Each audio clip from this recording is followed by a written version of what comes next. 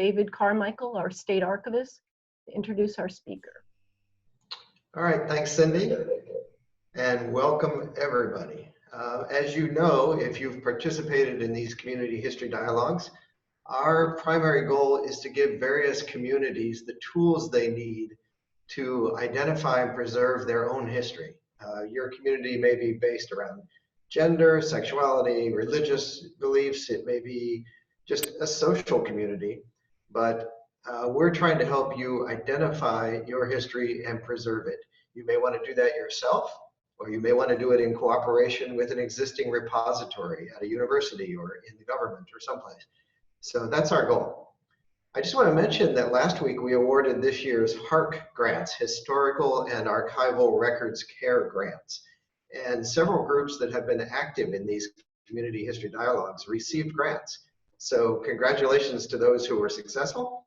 And I hope this will encourage others of you to apply for a HARC grant. The next round will begin in March. So watch the State Archives website for details about that. It is pastatearchives.org is the easiest way to get there. One word, pastatearchives.org.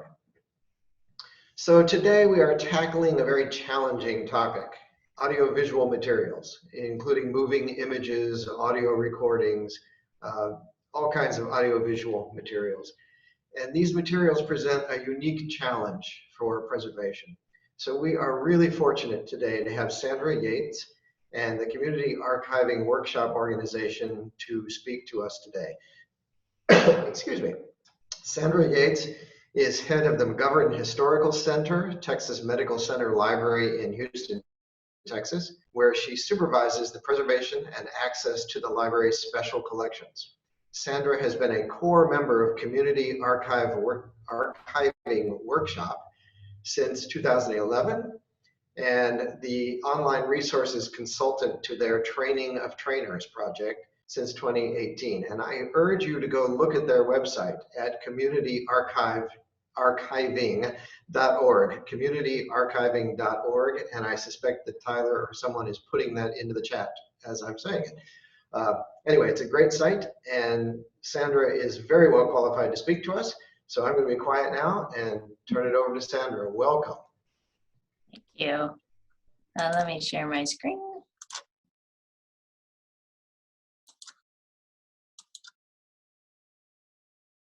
But yes, I'm Sandra Yates, and I'm so happy to be here talking with you today, and thanks for having me. I'm very proud to represent Community Archiving Workshop, or CAW, and tell y'all all about the cool stuff that we're doing as part of a volunteer group. First off, let me quickly go through some frequently used acronyms. CAW is Community Archiving Workshop. TOT is the Training of Trainers Workshops. AMIA is the Association of Moving Image Archivists. ATOM is the Association of Tribal Archives, Libraries, and Museums. IMLS is the Institute of Museum and Library Sciences. NEH, National Endowment for the Humanities. And LEC is Laboratorio Experimental de Cine. A brief overview of what I'll be discussing today is the background of CAW as an organization, the CAW model, Training of Trainers or TOT project, CAW at ATOM, the Audiovisual Collections Care and Tribal Archives, the Southwest cohort, which has a whole bunch of webinars and kits, and other happenings in 2021. I'm also joined today by a couple of colleagues, Marie and Kelly. Marie Lascu is the audiovisual archivist for Crowing Rooster Arts and digital archivist at Ballet Tech. She is also a member of the New York-based Transfer Collective.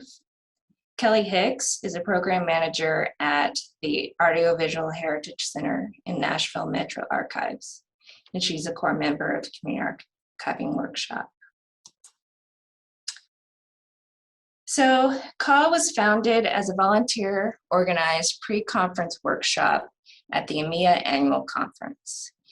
It is a 1 to 2 day or 2 day event which pairs audiovisual archivists with local volunteers to process an audiovisual collection in their community. The goal of the workshop is to provide their very basic training and hands-on experience in handling and identifying AV assets and creating an inventory of that collection. CAW is really meant to kickstart the process by which a community comes to recognize the value of a collection and begins to advocate for its care and preservation. These images are from our last full workshop in 2019. We partnered with the Deaf Folklife Films Collection, and it was held at the Baltimore Museum of Industry. Looking at the images, you can see the basic structure of a workshop day. You have this big room up at the top where everybody can work in. We have educational presentations. And in this instance, we actually had like an auditorium to be in, which was nice. And then we all kind of group up into smaller groups and process collection items throughout the day. And if we're really lucky, we have digitization. The workshop was first organized by Mona Jimenez, former co-associate director at NYU Moving Image Archive Program. She's pictured there at the bottom right, looking inside of a box. In 2010, she organized what was known as an activist archiving workshop outside of the official MIA conference. It partnered with Scribe Video Center in Philadelphia. Hey, there's a connection. The independent media and diversity committees started to organize and sponsor the workshop as part of the conference in 2011 in Austin. The workshop has continued to grow ever since. So CAW is truly a group effort. We are all over the place, spread out between 4 different time zones in and outside of the country. We come from a wide range of backgrounds and experience. Some of us work in traditional archives like myself, others in media centers, libraries, nonprofit organizations, and some are independent consultants. And here's a list and a bit outdated map of all the core members of CAW. So CAW started with a focus on video collections. In 2011, we branched out to include film. Now we're doing audio, video, film, and born digital collections nearly every year. We've also begun to incorporate digitization. At our last workshop in Baltimore, Siobhan Hagen at the Mid-Atlantic Regional Moving Image Archive, MARMIA, digitized videos during the workshop, and Skip Elsimer from AV Geeks brought a film scanner and scanned selected films. And Siobhan and Skip would be excellent contacts to speak to if you haven't already. Over the years, we've started to expand outside of the EMEA conference, replicating the workshop at other conferences and communities. This map roughly shows where we've held workshops outside of the 2 grants that we recently received. These were either pre-workshop EMEA workshops on the left and workshops organized by CAW members outside of EMEA on the right. You can see there are still large regions in the US alone that we haven't visited, and more on that later. So community AV fairs were a brief spinoff from the traditional CAW. We started as a collaboration with other EMEA members in the Open Source Committee and the EMEA DLF Hack Day. AV fairs are organized around a number of stations, each staffed by AV archivists. They focus on a particular workflow, technique, or tool. AV fair stations have included a feature collection from the community, film inspection, inventory techniques, video digitization, and disaster preparedness and recovery.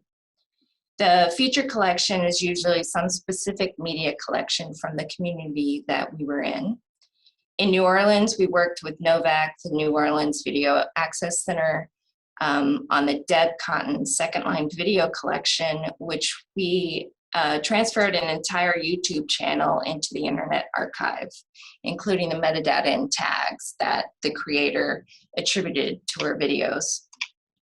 In Portland, we did a little open reel audio digitization. I believe we were able to digitize a whole 2 reels of audio of the KBOO collection, a community radio station in Portland.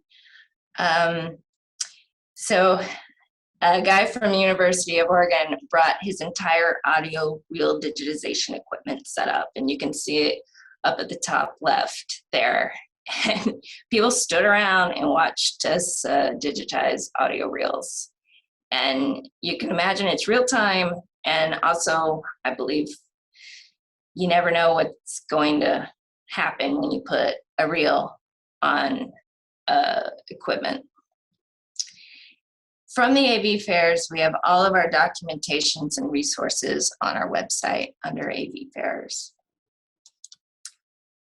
Through our initial work as a volunteer group, we created some resources available for archivists and community members. One of them is the Film Inspection Kit. Core member Amy Sloper put the kit together in 2016 with everything you need to process a film collection. It's available to check out from the EMEA offices, free of charge to EMEA members. We just have to pay shipping and insurance costs. The equipment and supply lists are also available through the Toolkit website, or soon to be. A labor of love that has been a primary goal of CAW since our first EMEA workshop is the CAW handbook website. It walks you through organizing a CAW and includes documentation from past workshops, and we're working on compiling other resources and templates. So what does it mean when I say a traditional CAW? The basic CAW model has 5 basic elements: community or geographical location, a partner organization, a collection, a host site, and enthusiastic participants. The workshop is intended to provide basic information about collections to enable a group to, 1, understand the risks to the items and item condition, identify the items of greatest research value and quality, set priorities for preservation and access, and most importantly, communicate to others, for example, funders, about the content and status of the collection. To plan a CAW, it takes about 4 to 6 months, but it can be less depending on the collection and volunteers available. I'll use the EMEA conference as an example. So geographic location would be where the conference is, that's set in stone. Partner organizations, we compile a list of community media organizations, send out outreach letters, review collection descriptions that we receive, and based on the size and type of collection, we select 1 or 2 organizations to partner with. In terms of collections, we like to transportable if needed. So sometimes we have 1 host site, but 2 other collections being transferred to that site for the day. And also has to be finishable within the workshop. So size depends on the format. For example, we can usually do about 200 videotapes. Well, we can only do maybe 20 films in one day. In the host site, we need a very large room to fit at least 30 people back in the day. Now it might be 10. Enthusiastic participants, so the partner organizations send out registration for community volunteers based on their network, and EMEA members register through the conference registration. In 2018, we received our first major grant from the IMLS to bring workshops beyond conferences and to 3 targeted regions. The Training of Trainers Taught project developed a curriculum and teaches the CAW model and how to organize CAWs throughout the regions. And most importantly, create regional networks for audiovisual preservation. This map shows where we set up these 3 networks. The networks center around 3 institutional hubs. Northern California is California Revealed. In the Southeast, the Nashville Metro Archives. And in the Midwest, it's Recollection, Wisconsin. Each hub hosted a Training of Trainers workshop. And then from that, we branched out to more traditional CAWs out within the region, further out into the regions. The goal of the IMLS project is to serve 3 geographical regions, 12 organizations, collections, train roughly 200 community volunteers in basic identification, inspection, and inventory of AV assets, process roughly 2,400 AV assets, and establish film inspection and digitization kits in the 3 regions so they can be shared amongst the network in the region. The IMLS grant also allowed us to create an online toolkit where we can share all the documentation and resources we've developed through the workshops. It is still a work in progress, but we are uploading content and improving the interface regularly. And you can go to that from the regular website or just add TOT to the website that Tyler shared earlier. So in 2018, we started teaming up with ATOM, and we conducted CAWs at the 2018 and 2019 Annual International Conference of Indigenous Archives, Libraries, and Museums. Here are images from our last CAW at ATOM in 2019 in Temecula, California. The workshop was packed, full of archivists from Los Angeles and ATOM members. The partner organizations were the Melky Museum, which is the first museum, California museum, founded by Native Americans on a reservation. It's a tiny volunteer-run organization that was a 30-minute drive from the workshop. And also the Northwest Museum of Art and Culture is the largest cultural organization in the inland Northwest. And their archivists flew 6 huge boxes of archival materials on a plane to bring it to the workshop. Participants in this workshop worked with film, audio, grooved media, so records, and optical media, CDs, DVDs. We processed over 200 analog assets and over 800 digital assets were inventoried. Shortly before COVID, CAW received a generous grant from the NEH for the Audiovisual Collections Care and Tribal Archives project. We plan to bring our workshop on the road and work within tribal and indigenous archives on reservations throughout the US. The goal was to deliver 6 workshops, 4 in the continental US, as well as in Alaska and Hawaii. We also received a supplemental grant from the IMLS, money to expand our existing Training of Trainers project to a 4th region. When it was clear that in-person CAWs weren't going to happen anytime soon, we decided to join the NEH and IMLS projects and create a super cohort that would be entirely online.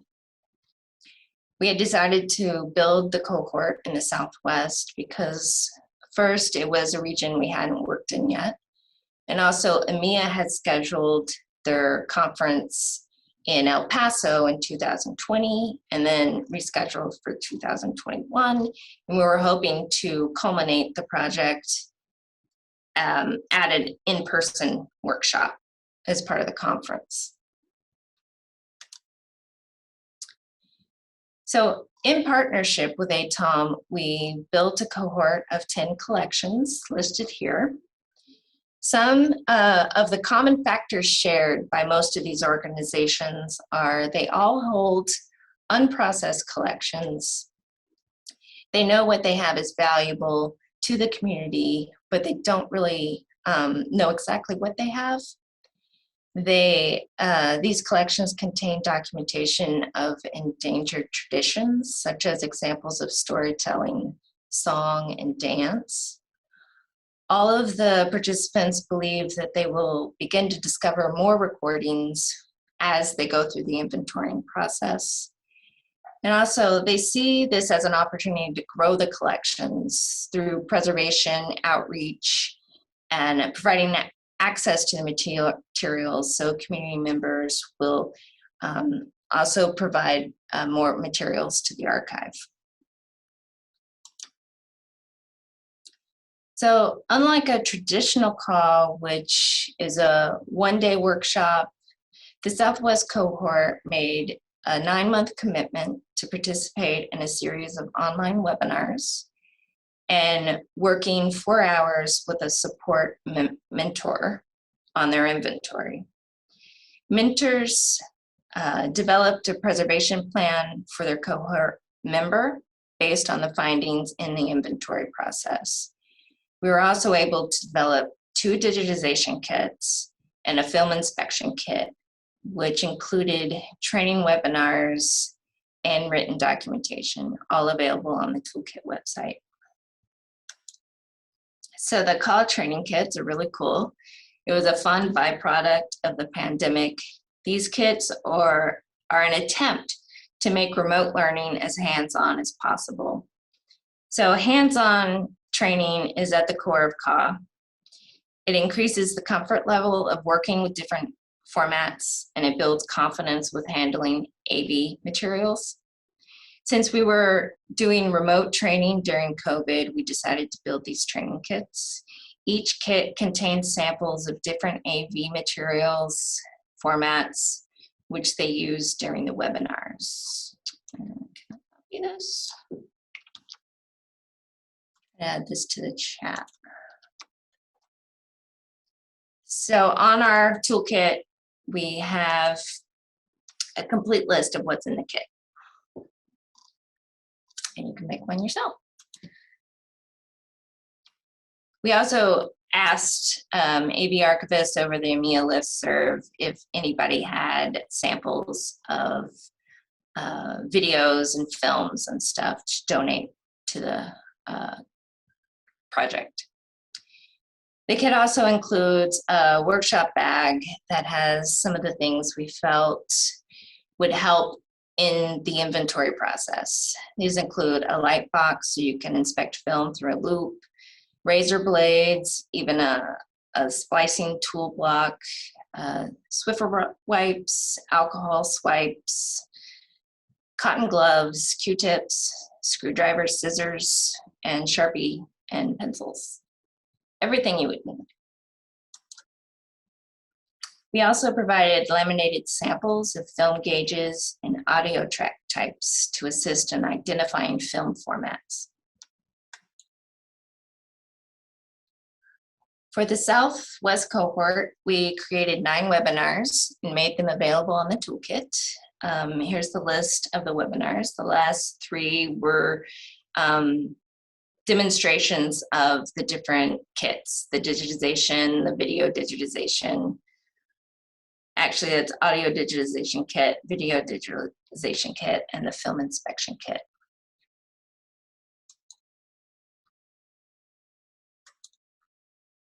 Let me give you a webinar link as well.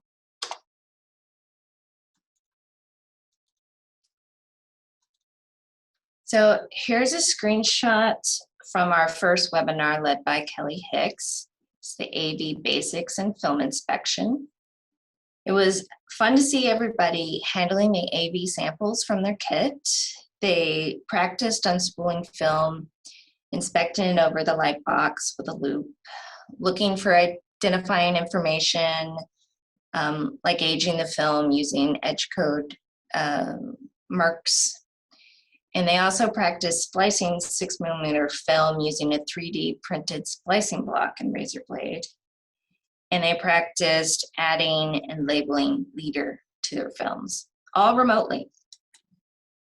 We also had a magnetic media inspection webinar where they practiced inventorying assets based on information available from the physical inspection, just the label and tape itself. And in that webinar, we also pulled up a Google Sheet document that everybody just loaded in and started practice entering data from their test samples, their formats in the kit, and putting it into the spreadsheet to practice on a template. And this is great to practice on non-collection items because you can't make any mistakes because they aren't really part of your collection. You can just really try things out. And this was maybe the most realistic remote version of a real life CAW where everybody was just gathered around a spreadsheet. So after the third webinar, which was Marie's metadata for audiovisual collections, the group had one-on-one mentorship sessions to develop unique fields for their collections. Here are two librarians from the Hoo Gum Heritage Center in Arizona with their mentor, Mariah, inspecting a film collection. And you can probably see right there that they're using the laminated film gauges to identify what kind of film they have. So lessons learned from this cohort: nothing beats being together and having hands-on learning. The one-on-one mentorship and the flexibility from that is really key to adapting inventories for organizations. And we also need to prepare our partners for challenges of digital preservation. Finally, the Lotteria Project is a fun and creative outreach project using illustrations to promote key concepts in AV preservation.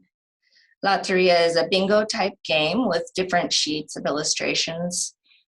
And we collaborated with LEC in Mexico City, and thanks to generous funding from EMEA's Borders and Borderlands project. We are printing decks in both Spanish and English to share. And even better, we're going to have downloadable templates so everyone can make their own cards in their native tongue. We're hoping to see this project duplicated in multiple languages. And then here's our contact information, all of our websites and social media sites. And I'm ready for questions. Awesome. Thank you, Sandra. Hi, everyone. My name is Tyler Stump, and I am an archivist at the Pennsylvania State Archives. And we're going to, Josh, if we could stop the